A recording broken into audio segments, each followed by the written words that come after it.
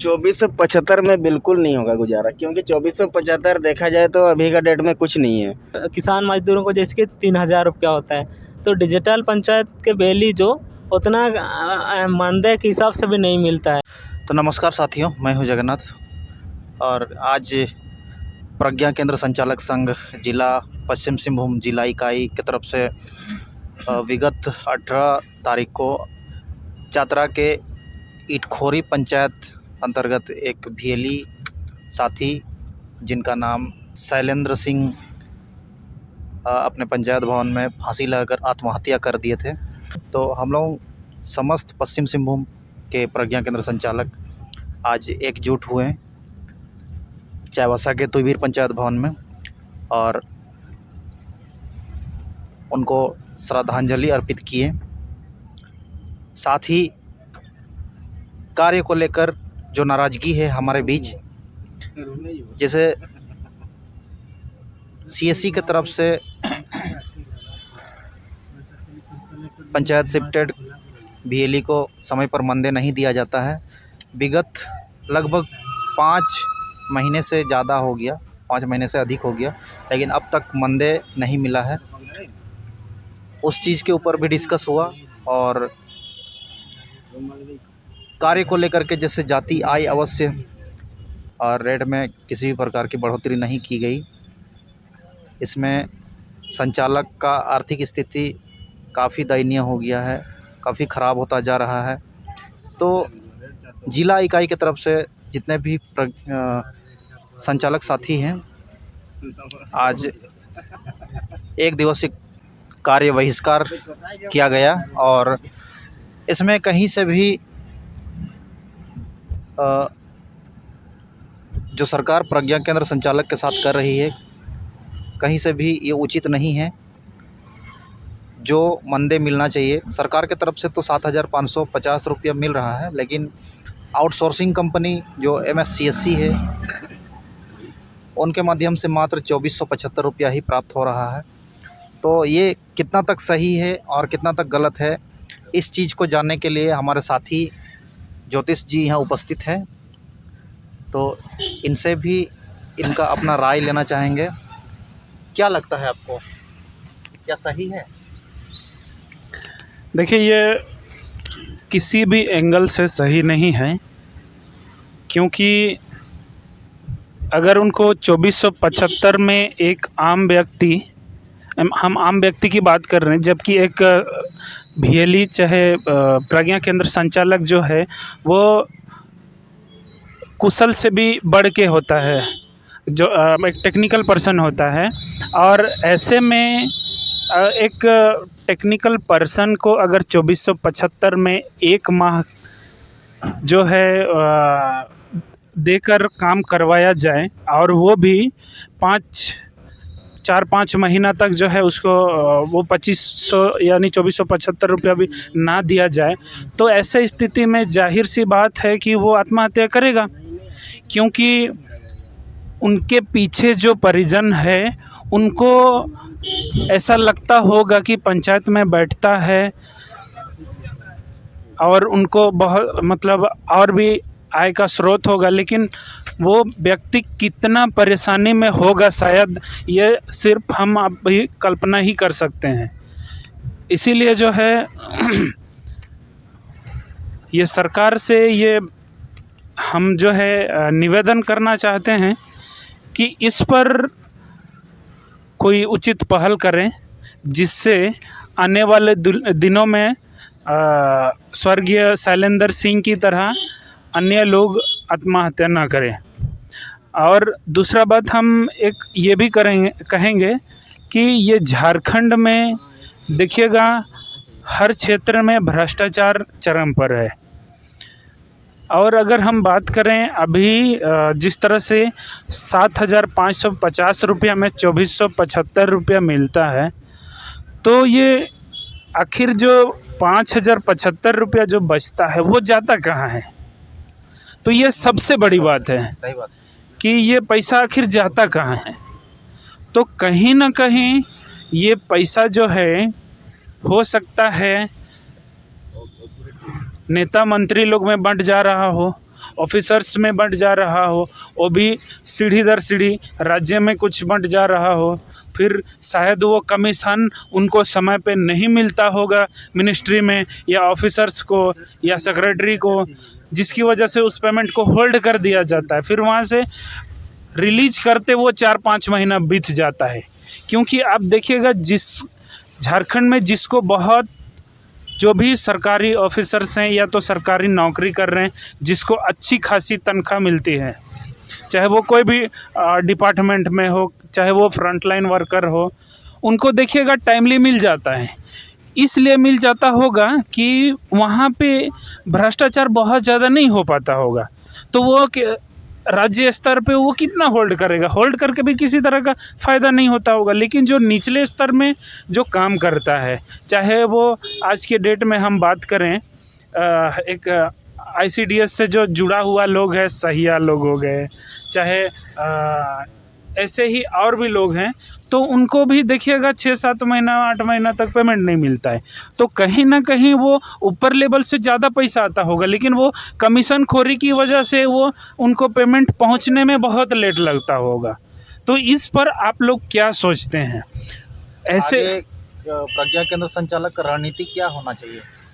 इसको सुधार करने के लिए क्या उचित कदम लेना चाहिए? देखिए, हमको लगता है कि सबसे पहले तो हमारे जितने भी प्रज्ञा केंद्र संचालक हैं, उनको एकजुट होने की ज़रूरत है। क्योंकि ये सरकार और पंचायत कहें, चाहे पंचायत के अंतर्गत जो अभी एक क्या है, पंचायत विभाग जो है, तो इस या तो सरकार और पंचायत विभाग के बीच में अन्य लोग भी होंगे, तो उनको बीच से शायद हटा के सीधे सरकार को पंचायत विभाग से डायरेक्टली संपर्क करने से, या तो बीच में जो भी अधिकारी हैं उनको हटा के, या तो उनको कुछ और ऑप्शन दे के अगर रखे, तो शायद जो है कि उनको पूरी तरह से 7,550 रुपया नहीं भी मिले तो कम से कम 500 रुपया 5,000 रुपया मिल सकता है। क्योंकि देखिएगा, हमारा रिपोर्टिंग सिस्टम थोड़ा सा अलग है। हम जो है कि कभी नहीं, हकीकत है कि हम हमेशा देखिएगा एक पंचायत का VLE सीधे जिला से रिपोर्टिंग सिस्टम में जुड़ा हुआ है। तो क्या भविष्य में पंचायत का VLE सीधे BDO से रिपोर्टिंग कर सकता है? जो बीच में जो भी चाहे वो ब्लॉक मैनेजर हो या डिस्ट्रिक्ट मैनेजर हो, इनको ड्रॉप डाउन करके सीधे वो सरकार के जो भी एडमिनिस्ट्रेटिव पार्ट जो देखते हैं ब्लॉक स्तर पे, उनको दिया जा सकता है। वो उनके साथ हमें जोड़ दिया जा सकता है। इससे क्या है कि हो सकता है बीच में जो भी अगर उस फंड का यूज हो रहा है या तो उस पैसा से अन्य किसी को जो है कि रखा गया हो, तो वहाँ पर गैप हो सकता है। अच्छा, और जैसे VLEओं को पंचायत में शिफ्टेड कर दिया गया है जी, शिफ्टेड करने के बाद लगभग 2 साल बीत गया और विभाग से लेटर भी निकला हुआ है कि जितने भी जन्म मृत्यु का कार्य है, मनरेगा का कार्य है, 15 फाइनेंस का कार्य है, वो पंचायत से ही सुचारू रूप से संचालन होना है, जो कि अब तक शुरुआत नहीं किया गया है। तो इन पर आपको क्या कहना है? क्या विभाग जानबूझ के इसे कर रही है या फिर कुछ और? देखिए, ये सिंपल सा दिखने वाला चीज़ है। इसमें दिखने वाला चाहे समझने वाली बात है। सीधा सा बात कहें तो प्रखंड स्तर पे भी कहीं ना कहीं पंचायत के जैसे अगर हम बात करें कि सचिव का जो आईडी है, पंचायत के जो सचिव होते हैं उन्हीं के नाम पे से जो है कि आईडी रहता है, ठीक है। तो वो आज के डेट में अगर हम बात करें तो आज जो पंचायत में, जैसा आपने कहा कि पंचायत में लागू होना चाहिए, पंचायत से ही बनना चाहिए, लेकिन वो आज भी ब्लॉक में बन रहा है। और इसलिए भी बन रहा होगा क्योंकि पहले पंचायत के जो भी सेक्रेटरी हैं वो सीधे जाके ब्लॉक में काम करवाते थे। तो ब्लॉक में ब्लॉक के ऑपरेटर से काम करवाते हैं, तो जाहिर सी बात है उसको भी कुछ % देते होंगे। इसीलिए जो है कि आज वहाँ से मतलब एक ब्लॉक के ऑपरेटर से या तो उस जो अभी कुछ देर पहले हमने कहा कि वो भ्रष्टाचार, अगर पंचायत में जो है पूरी तरह से एस्टेब्लिश हो जाता है तो फिर ये बीच में जो ब्लॉक स्तर पे जो ऑपरेटर हैं जो आज सारे पंचायत का आईडी को जो है हाईजैक करके रखे हुए हैं, उनका जो है कि इनकम सोर्स बंद हो जाएगी, जिसकी वजह से वो लोग पंचायत सचिव लोग से जो है कि काम लेता है और ये दोनों में साठ गांठ होके बहुत सारा जो है कि वहीं पे लेन देन होने का मतलब वहीं पे लेन देन होता है। तो फिर ऐसे में मतलब आपका कहना है कि इसमें पंचायत सचिव का भी मिलीभगत है? बिल्कुल बिल्कुल, उनके पंचायत सचिव अगर चाहें या तो उस पंचायत के मुखिया अगर चाहें तो वो तुरंत इंस्टेंट जो है कि वहाँ के पंचायत के जो VLE हैं उनको दे सकता है, करा सकता है उनके माध्यम से, क्योंकि बहुत सारे ब्लॉक के जो प्रखंड विकास पदाधिकारी हैं वो लोग साफ साफ बोलते हैं कि जो है कि सारे काम पंचायत स्तर पे हो, लेकिन बावजूद कहीं ना कहीं उनके सचिव के माइंड में वास कर दिया गया है, डाल दिया गया है, जिसकी वजह से जो है कि वो आज तक जो है पंचायत पे वो एस्टेब्लिश नहीं हो पा रहा है। ये सही बात है और यही कारण है कि VLE का इतना दयनीय स्थिति हो गया है कि वो पंचायत में बैठने लायक नहीं है, क्योंकि पंचायत में बैठा दिया गया है VLE को, ऊपर से कुछ काम नहीं है, ब्लॉक स्तर के द्वारा ना जन्म मृत्यु का काम है, ना मनरेगा का कार्य दिया जाता है, ना 15 फाइनेंस का कोई भी कार्य पंचायत स्तर से नहीं होता है, सब ब्लॉक स्तर से ही होता है। VLE को सिर्फ नाम का बैठा दिया गया है और बहुत से ऐसे VLE हैं जो बहुत इंटीरियर क्षेत्र में उनका पंचायत भवन है जहां लोग पहुंच ही नहीं पाते हैं। तो उस जगह में VLE 9 से 5 बजे तक बैठ के क्या करेगा? एक तो इधर पेमेंट का स्थिति सही नहीं है, मंदे टाइम पे नहीं मिलता है, ऊपर से लोग नहीं आते हैं, तो करे तो क्या करें? और यही वजह है कि चतरा ज़िले में आज VLE का ये हाल हुआ है। क्या कहना चाहेंगे इस पर?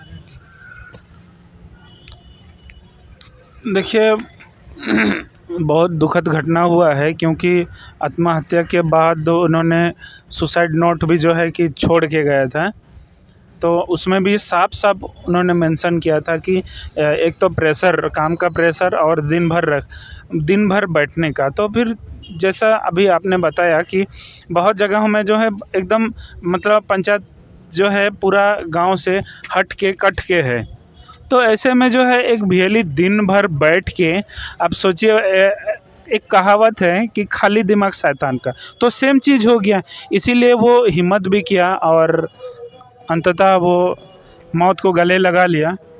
पर सबसे बड़ा सवाल ये है सरकार से, चाहे जो भी पंचायती विभाग के जो अधिकारी हैं उनसे, कि आखिर झारखंड में हर जगह में या तो पूरे झारखंड में जो पंचायत भवन है, आखिर उस पंचायत भवन को क्यों बनाया गया है? आप यदि इस वीडियो को देख रहे हैं तो कमेंट में ज़रूर बताइए कि वो पंचायत भवन को क्यों बनाया गया। क्या उसमें मुखिया जी, चाहे त्रिस्तरीय जिसको हम पंचायत चुनाव कहते हैं, पंचायत चुनाव के बाद जो वहाँ से प्रतिनिधि जो निकल के आते हैं, जनप्रतिनिधि जो है, वो उस कार्यालय में बैठेंगे? यदि बैठेंगे तो वो क्या करेंगे? और अगर वहाँ पे एक पंचायत के जैसे मुखिया की बात करें, सरपंच की बात करें, तो एक मुखिया चाहे पंचायत समिति जो है, तो उस पंचायत वो मुखिया जो है वहाँ पे बैठेंगे तो उनके साथ उनके बगल में चाहे उस पंचायत के सरकारी ऑफिसर कौन बैठेंगे? तो उनके लिए सचिव बनाया गया है। तो वो आज तक एस्टेब्लिश नहीं हो पा रहा है। अगर पूरी तरह से पंचायत में सारा काम को ला दिया जाए या तो लाया जाए तो ग्रामीण क्षेत्र का भी विकास होगा। और जैसे हम ग्रामीण क्षेत्र के विकास की बात करते हैं और एक रोज़गार की बात करते हैं, तो जैसे हम जानते हैं कि जो एक सरकार का कानून है जिसके तहत जो है हर एक व्यक्ति जिसका उम्र 18 साल से अधिक है उनको अपने ही क्षेत्र में चाहे अपने ही खेत ज़मीन में काम करके उसको रोजी रोटी करना है, ना कि हम झारखंड छोड़ के जो है कि हम भागे कहाँ, तमिलनाडु, बेंगलोर, चेन्नई, कर्नाटक। तो ऐसा नहीं। लेकिन आज तक ये झारखंड के पिछला 20-25 साल का जो झारखंड है सिर्फ और सिर्फ झारखंड को लूट दिया गया है, झारखंड को लूटा गया है। यहाँ के पदाधिकारी और यहाँ के जनप्रतिनिधि जितने भी यहाँ के जो मुख्यमंत्री आए अब तक 12-13 मुख्यमंत्री सभी ने बारी बारी से लूटा है। और एक आखिरी सवाल है जी, सरकार जिस उद्देश्य के साथ डिजिटल पंचायत का प्रोजेक्ट धरातल पर लाए हैं, क्या वो सही मायने पे उस प्रोजेक्ट का उपयोग हो रहा है? इस पर क्या कहना चाहिए? देखिए, डिजिटल पंचायत बोल देने से ये बहुत बड़ा शब्द है डिजिटल पंचायत, क्योंकि डिजिटल पंचायत मतलब हम आज के डेट में हमें सीधा समझना यही होगा कि जहां हम लोगों से घर बैठे हम पहुंच सके, वही है डिजिटल पंचायत। तो केवल हम जो है कि अगर पूरे झारखंड में आज भी बहुत सारा ऐसा पंचायत होगा जो पंचायत तक भी डिजिटल नहीं हो पाया, और ये तो पूरा पंचायत के अंतर्गत आने वाले सभी गांव की बात हो रहा है। तो ऐसे में एक आम व्यक्ति जो घर बैठे सरकार की सारी योजनाओं को देख सकता है, उसको समझ सकता है, सरकार से किस तरह से हम घर बैठे हम काम लें, तो ये है सही मायने में डिजिटल पंचायत। हम डिजिटल पंचायत सिर्फ बोल के एक पंचायत में जो है कि हम पंचायत स्तर पर एक नेटवर्क मतलब एक टावर लगा दें और मतलब वाईफाई लगा दें और वहाँ तक नेट चलाएं, तो ये डिजिटल पंचायत कैसे हो सकता है?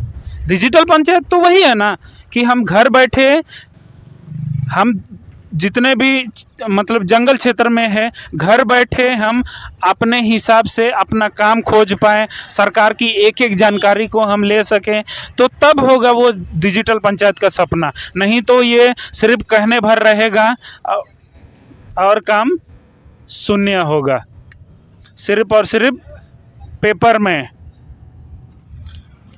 चलिए ज्योतिष जी, बहुत बहुत धन्यवाद। तो आप देख रहे हैं ये ज्योतिष जी हैं, और पंचायत में जिस प्रकार से पंचायत के भेली बैठते हैं, कहीं ना कहीं बहुत परेशानी होता है।